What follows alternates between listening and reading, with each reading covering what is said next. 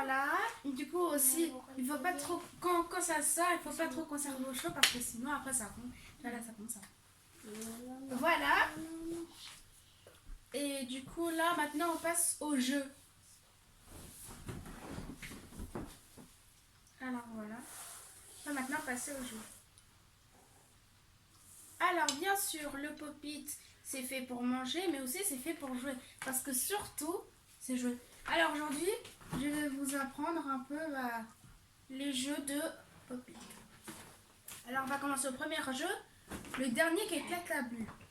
Alors, ce jeu peut se jouer à 4 joueurs maximum. Après, je sais pas trop, mais c'est mieux à 4 joueurs. Ça veut dire que là, on va pas cacher des choses. Par exemple, le premier, ça se joue. Du coup, on peut éclater environ 3 bulles. On peut éclater 3, 2 ou 1. Et après, les 4, ça... Alors, par exemple, le premier joueur, il va éclater 3. Le deuxième joueur va éclater 2. Et le troisième, 1. Le premier, le deuxième, le troisième. C'est jusqu'à 3 et quand on éclate, c'est mieux d'être aligné. Parce que vous pouvez faire comme ça, mais si vous faites là et que l'autre va là-bas, là ça va pas. Là c'est le premier, le deuxième, troisième, premier, deuxième, troisième. Alors là, le troisième joueur, et ben, il va venir encore éclater. Là c'est au premier. Et là, le premier joueur a éclaté 2. Maintenant, il reste que une bulle. Et comme c'est le premier qui a éclaté, et ben le deuxième, si le dernier éclate la bulle, et ben il a perdu. Ça se joue jusqu'à... On peut éclater maximum 3 bulles. Du coup, je récapitule. Le dernier qui éclate la dernière bulle a perdu. Alors là, on va faire un deuxième jeu, les billes. Alors, maximum, ça peut se jouer à 3 joueurs, hein, je pense. Vous prenez une bille. Alors, comme vous voulez, moi je prends cela. Prenez une bille. Et vous la cachez quelque part. Vous la prenez et puis vous la retournez. Du coup, ça se joue à 3 joueurs. Un seul joueur doit cacher la bille pendant que les autres, ils se cachent. Ils se cachent. C'est mieux aussi qu'ils se cachent en partant parce que des fois, il peut y avoir des triches.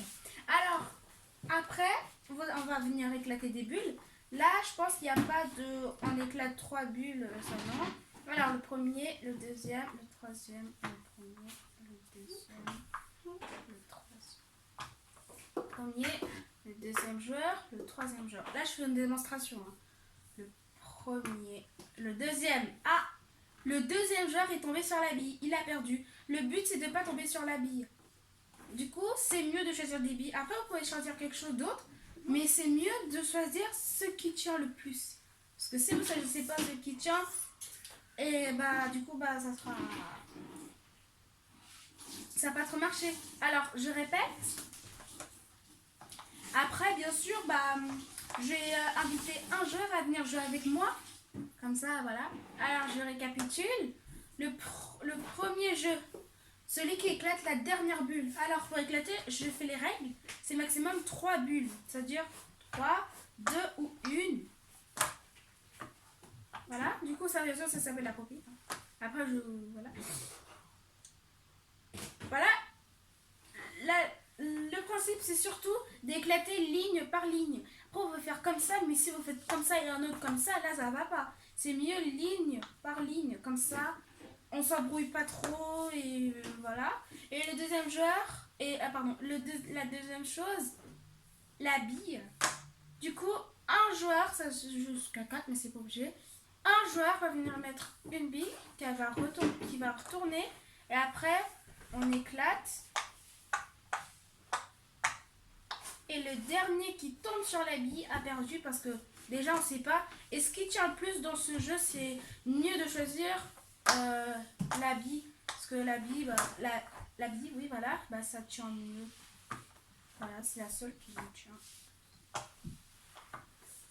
Après le deuxième truc que vous pouvez faire avec le pop-it, ce sont les dessins. Les dessins, par exemple, on va dessiner un carré. Du coup, on peut dessiner plusieurs choses. Hein. Quand vous retournez, et vous pouvez voir votre œuvre. Du coup, bah voilà, vous pouvez dessiner tout ce que vous voulez. Après, quatrième chose, la musique. Alors, vous pouvez prendre par exemple le refrain d'une musique ou etc. et en même temps jouer avec ça. C'est ce qu'on voit plus dans les réseaux sociaux. Des fois, il y en a qui prennent un pop-it et qui fait la musique. Par exemple, ils jouent comme ça, ils s'arrêtent et puis ils reprennent.